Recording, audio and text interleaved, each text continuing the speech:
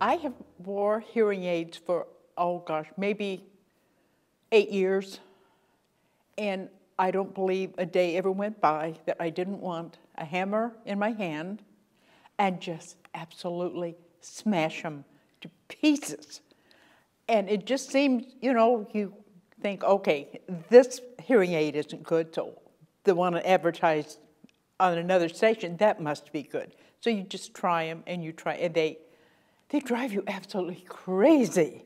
They weren't for me. I don't know if they make any that are any good, but I've tried, I spent a fortune trying hearing aids, and and I think, well, maybe it's my ears, I don't know. But then when I got this, as I say, it's wonderful. The biggest part that I enjoy with the Esteem is I wanted so badly to hear what my grandchildren had to say. And their voices are little, and, you know, we only get to see them once a year, so, you know, you want to hear everything they have to say. So they get all excited and they start talking to you, and all I can say is, what? What did you say, honey? What was that? Well, about the third time you say what, they're through. You know, they figure, oh, well, she can't hear me anyway, so I'm not going to say it anymore. And when I read about, you know, the Esteem in the paper, and, you know, they wanted people who, they just hit me on the head, you know, you wanted to smash the hearing aid, you just wanted to do this, and I wanted into this program so badly.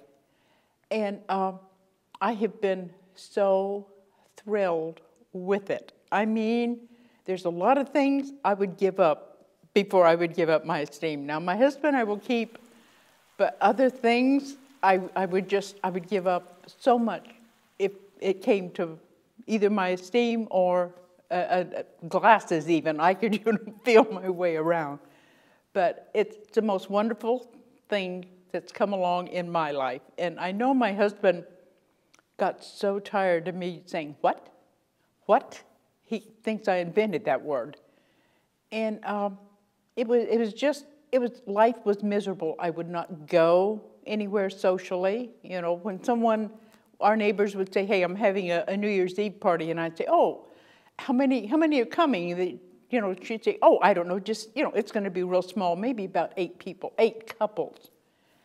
And I said, gee, we can't come. I knew I couldn't because I spent my whole time going, and my husband would poke me, and I thought, oh, I should have went, So it's a miserable life, and nobody understands. If you don't have a hearing problem, they don't understand where you're coming from.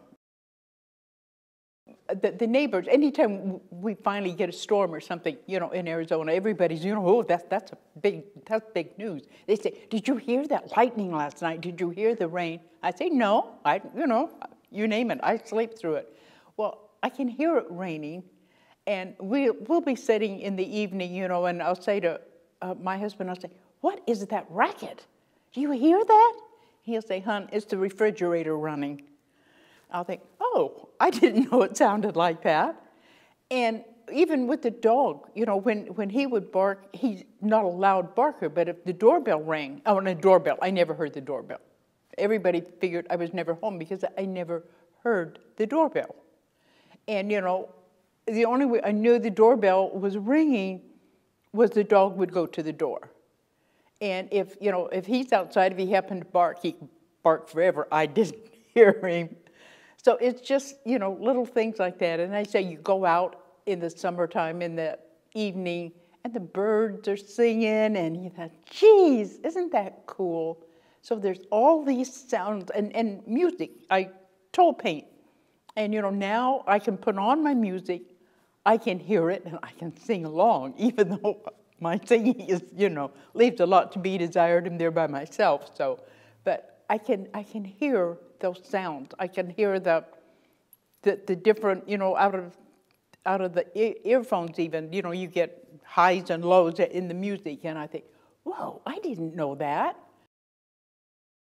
I think my husband, he hasn't even heard what in a while.